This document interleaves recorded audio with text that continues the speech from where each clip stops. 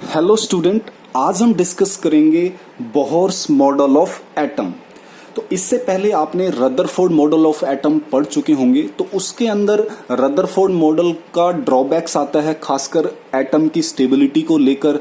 ठीक है, तो एक तो इस बात को ओवरकम करने के लिए, यानी कि इसको थोड़ा सा अच्छे से समझाने के लिए, और दूसरी बात जो लाइन स्पेक्ट्रा था हाइड्रोजन का, उसको एक्सप्लेन करने के लिए नील बोर नाम का साइंटिस्ट सामने आया अपना मॉडल को लेकर, जिसका नाम है बोहर्स मॉडल ऑफ एटम।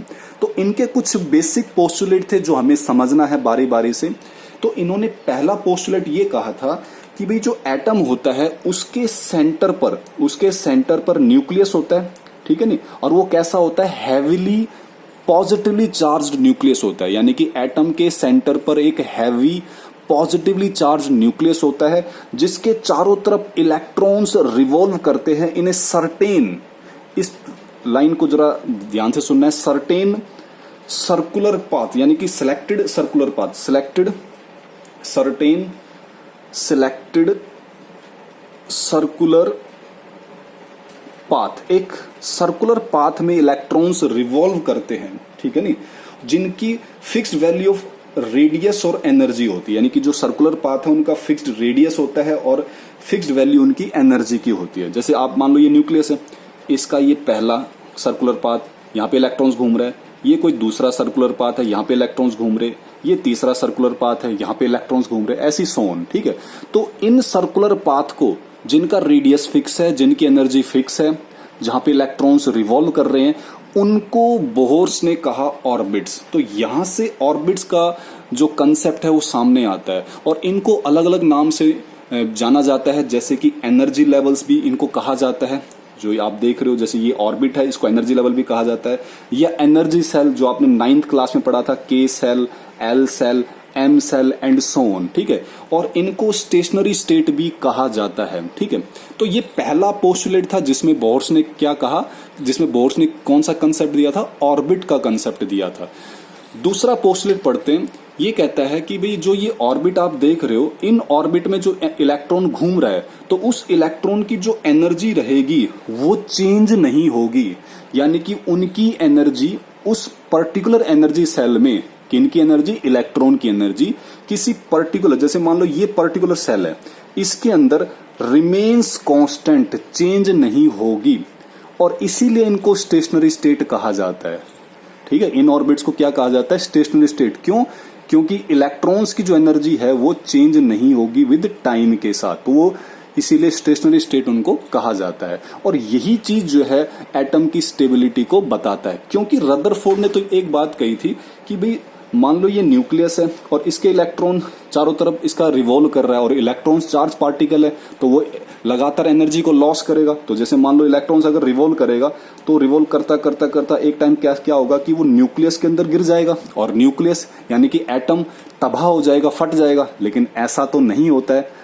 ठीक है, क्योंकि बोहर्स ने कहा भी इलेक्ट्रॉन घूमेगा तो जरूर, लेकिन वो एक फिक्स्ड ऑर्बिट में, यानी कि फिक्स्ड सर्कुलर पाथ में घूमेगा, और वहां पर उसकी एनर्जी क्या रहेगी, सेम रहेगी, कांस्टेंट रहेगी, लॉस नहीं करेगा एनर्जी को फिलहाल। ठीक है नहीं, जब तक वो उस ऑर्बिट में है, ये बात कही थी। तो जब इलेक्ट्रॉन जब अपनी एनर्जी को लॉस नहीं करेगा, तो न्यूक्लियस के अंदर भी नहीं गिरेगा, और न्यूक्लियस यानी कि एटम भी तबाह नहीं होगा। तीसरे पोस्टुलेट के ऊपर चलते हैं हम। बोहर्स ने कहा कि भाई वही ऑर्बिट, उन्हीं ऑर्बिट को केवल परमिशन मिलेगी, भाई केवल वही इलेक्ट्रॉन्स ऑर्बिट में घूम सकते हैं, वही ऑर्बिट को हम सेलेक्ट करेंगे जिनका एंगुलर मोमेंटम, यानी कि ऐसा नहीं कि आप चारों तरफ न्यूक्लियस के चारों तरफ कोई भी ऑर्बिट बना दो। ये बोहर्स ने कहा भाई, वो कहते हैं सभी ऑर्बिट्स को अलो नहीं करेंगे हम, केवल उन्हीं ऑर्बिट को परमिशन दी जाएगी जिनका एंगुलर मोमेंटम जो है, इलेक्ट्रॉन्स का जो एंगुलर मोमेंटम है, वो होल नंबर मल्टीपल हो h/2π के। मतलब एंगुलर मोमेंटम आपने फिजिक्स में पढ़ा है, जिसका फॉर्मूला क्या होता है, mvr। वो किसके बराबर होना चाहिए, होल नंबर मल्टीपल, यानी कि कंप्लीट नंबर से मल्टीप्लाई होना चाहिए, फ्रैक्शन वाले से नहीं। किससे मल्टीप्लाई होना चाहिए, h/2π से।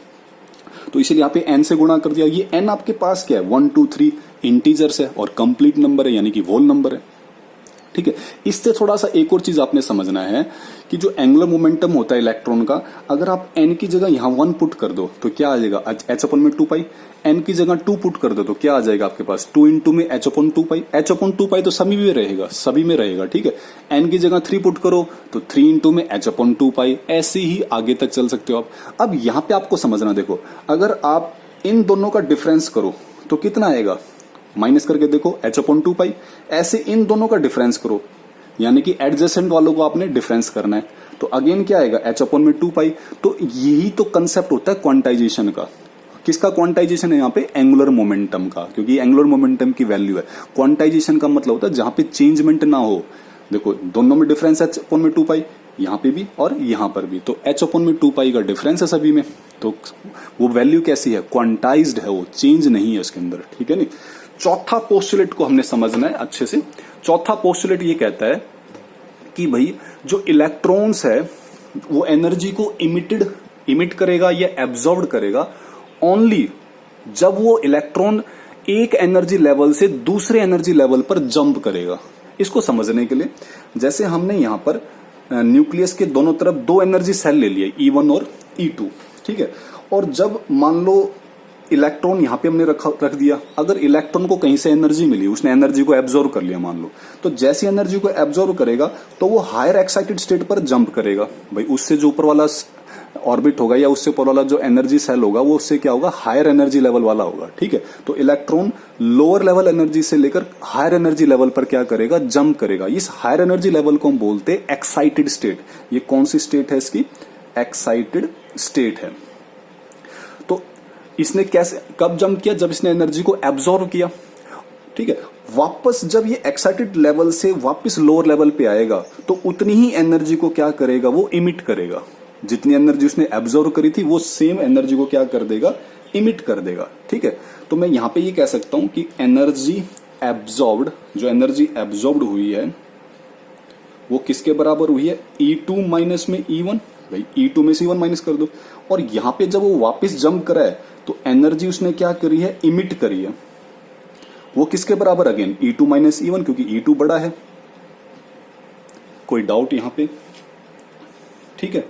तो इसका मतलब क्या हुआ, इसका मतलब ये हुआ कि जब इलेक्ट्रॉन जंप करता है वापस लोअर एनर्जी लेवल पर तो वो सेम अमाउंट ऑफ एनर्जी को रिलीज करता है, और ये जो अमाउंट है एनर्जी की जो इमिट हुई है या एब्जॉर्ब हुई है, ये किसके बराबर है, ये difference of the energies of 2 energy levels. ये 2 एनर्जी लेवल के डिफरेंस, एनर्जी के डिफरेंस के बराबर है, ठीक है। इसका मतलब ये हुआ कि जो इमिशन है या एब्जॉर्प्शन ऑफ एनर्जी है वो अक्कर होती है इन ए डिस्क्रीट वैल्यू।